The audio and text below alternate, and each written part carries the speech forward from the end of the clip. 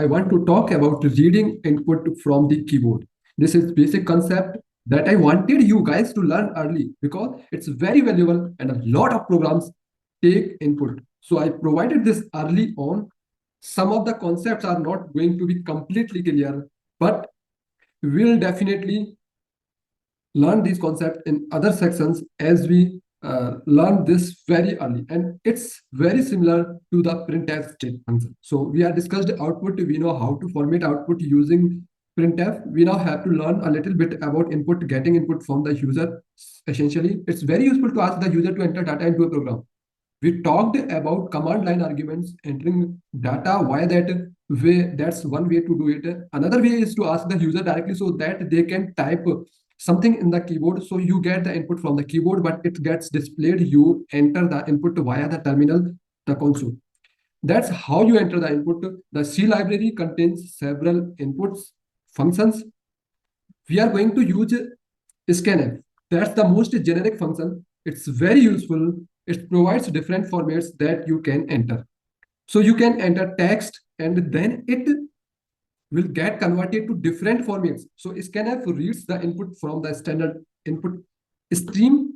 That's stdin. Scanf can actually be used for reading from files as well. If the input stream is a file, but we are not going to worry about any of that for now. We are just going to use it to read input from the keyboard. Okay. And so stdin by default is the keyboard. Stdin is a stream, streams, and see the three different streams.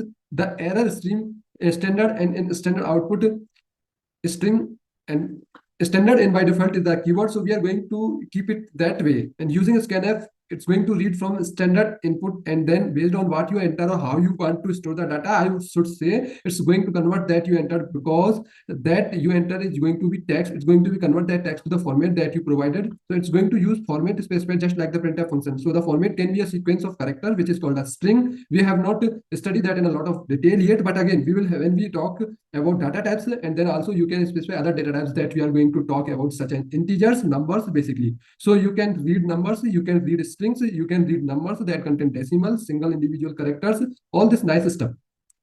If the standard input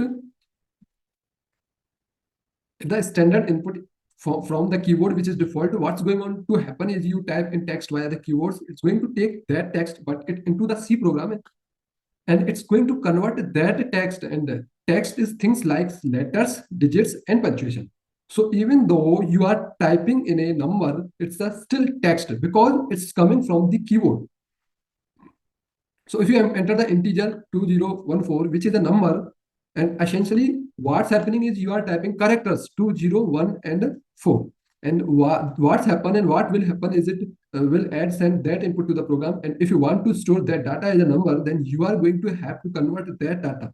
And so you have to specify the format, specify how you want to convert it, just like you do on the printf. Remember, like with printf, you use %d to print an integer. You would convert the text to an integer using %d as well. For scanf, if you wanted to convert the string to a number, and that's what we are going to do for basics early on. We are just going to use numbers because we know numbers so far, and we have not really learned about strings yet. So we are going to mainly use numbers, then we input scanf. It's very similar to printf, but instead it is a little different in certain argument that it takes.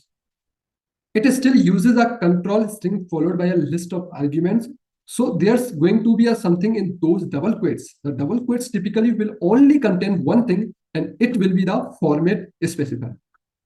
How you are going to convert the data? So the control string indicate the destination data types for the input stream of characters. Is that format specifier %d, %c, %s, %f for flow type, and so forth. The printf function uses variable names, constants, and expression in you have something in double quotes. And then inside the double quotes, you use format specifiers. And then after the commas, you can print out variable, as you can even print out expression. Expression, we'll talk about more detail as well, something that essentially returns a value. Most common type of expression is an arithmetic expression.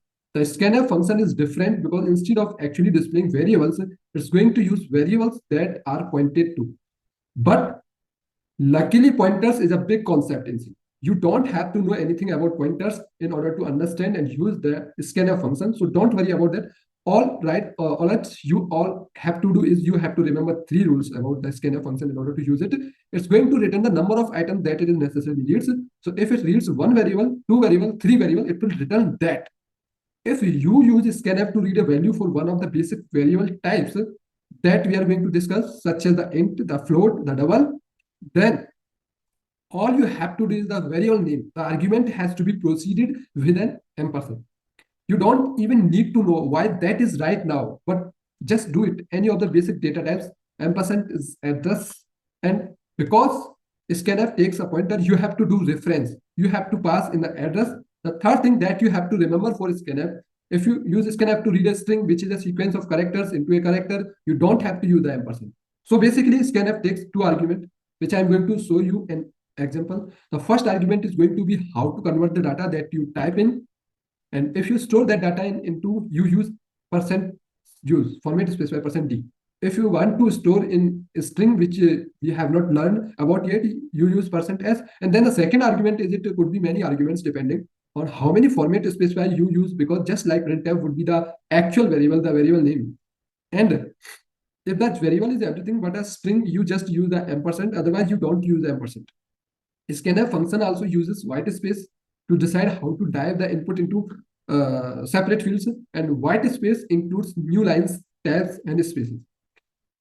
And again, I will go through an example to show you what that means, because just like printf can display many variables depending on how many format space you have inside the single quotes, the same thing with scanf. If scanf has multiple things inside the double quotes, it will read multiple inputs, and the inputs are going to be divided by new lines. So again, if you wanted to try to understand what scanf is, it's the opposite of printf. Printf is going to convert integers, floating point numbers, characters, string, all these different data types, and it's going to convert it to text so that you can use it output. And it's going to be displayed on the screen. Scanf is the opposite. It's going to take as input text and convert it to any of the different data types like ints, floats, and doubles. So let's look at an example. This is an example of our simple program. We know that the main routine is, we know that the include directives is, we have not learned about characters and integers yet. But basically at the very top of that main function, we are creating two variables because we need to store the data, and we are going to talk about variables in much more detail. But just like the printf function, again, you are just doing the opposite. So here we are displaying output to the screen saying enter a value. Scanf inside the double quotes has format specifier to read in the input. And so you have to specify the data that's going to be read in. Here it says %s, %d.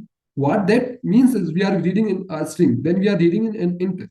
And you will notice that the string doesn't have the ampersand and scanf after the first comma. And after the second comma, we have an ampersand because that's an integer. We are reading in a number. And then the printf is displaying output. So it's saying you entered in this string in this integer, just like we know what printf does, and then the main function returns a 0.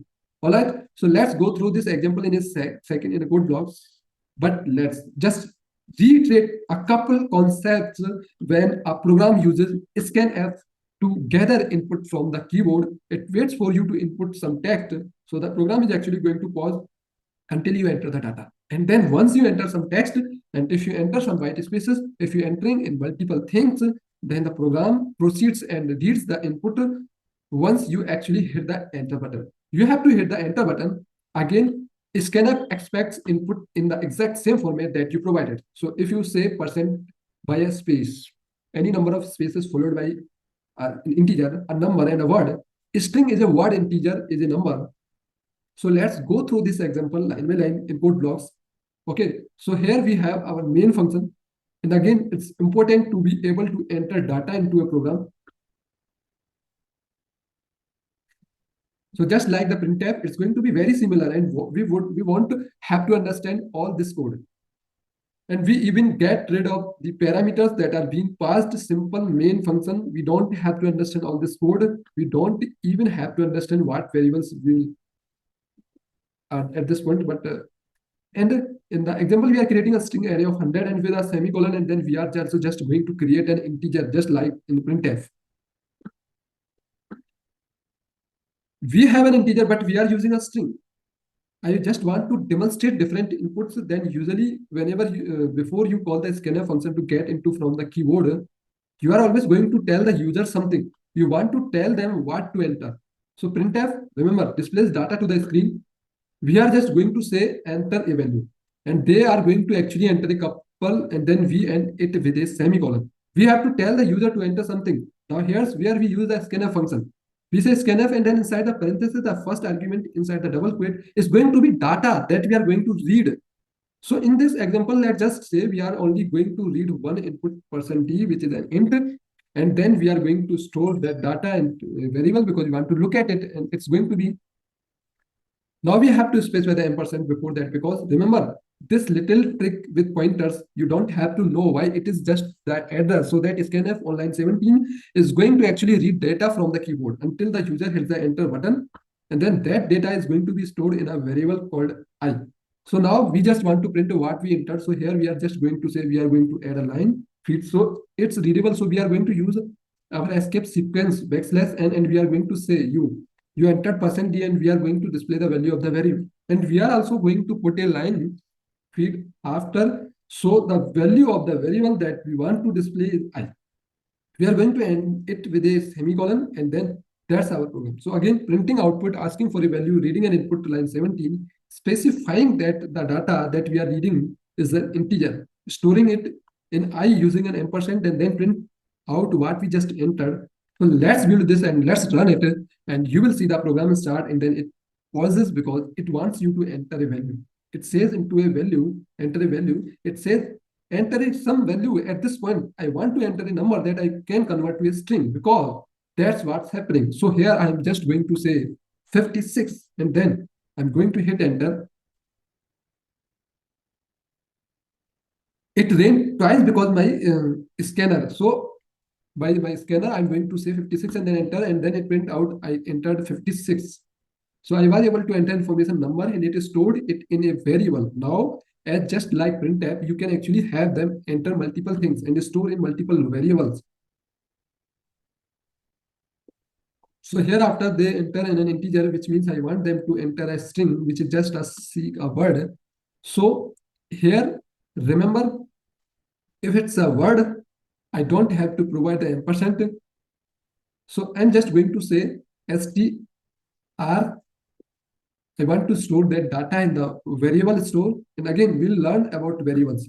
Then I'm going to just print it out. And I added another variable, so you know the printf, and I'll just put colons before. You also have to specify the format that you are printing. So they are %s. So hopefully that's clear. I'm now going to read in two inputs separated by spaces, store them into variables, I and str, and then display them. So now if we build and we run, so here I'm going to enter my number 22. I'm going to hit space, and then I'm going to enter my name, and then I'm going to hit enter, return. When I do that, the program is going to on pause, and it's going to display the number I entered and then the string.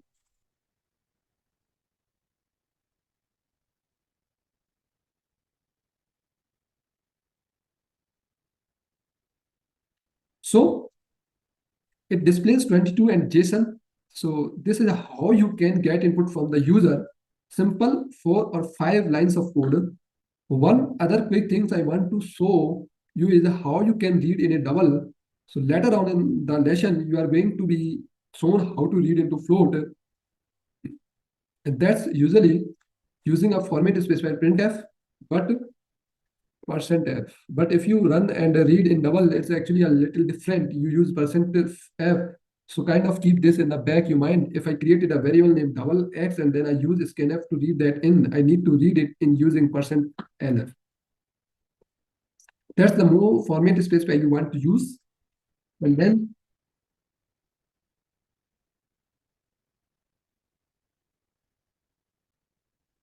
then again, I just like the other one. You would use the ampersand for address and say x. And so this is how you can specifically read in a double, and that's different than reading in a float. So keep this in the back of your mind. When you go to run this, you will notice it works pretty straightforward. And you can read input reading a double. So you just go ahead and run that. And so it's going to ask for double. I didn't really do much. And this double, we like 77.8, and then you will read it in and store it. It's pretty straightforward. So the scanf is very useful, as I mentioned. Other thing with the scanf, you will notice as you go through the course is that scanf sometimes doesn't work that well. You can use f get fgets for the other things. The main issue with scanf is when you reach in, you are only reading in until you see a space. And so if you try to use scanf, you try to call it multiple times in a function. With other combination, it may not work very well, because what's happening is when you hit the enter button on the keyboard, it's going to not read that return button, because it only reads up into a word, and so it's not going to get the line feed. So the next time you use scanf, it's going to immediately skip that line and it's going to read in the line feed. So this is a problem you will see if you write multiple scanfs in a single program, one after another. You will notice that the other scanfs are not executing because they are reading in the line feed. A very easy way to get around that is right after you do a scanf, you just call git char and then you call another scanner, but that's more of a concept to talk about later. This was just to show you when you read in double using scanf, make sure you use %lf. And again, this is useful because some of our challenges will allow you to get input from the user in order to useful things and learn different concepts. We able to get input from the user. So I hope this helped.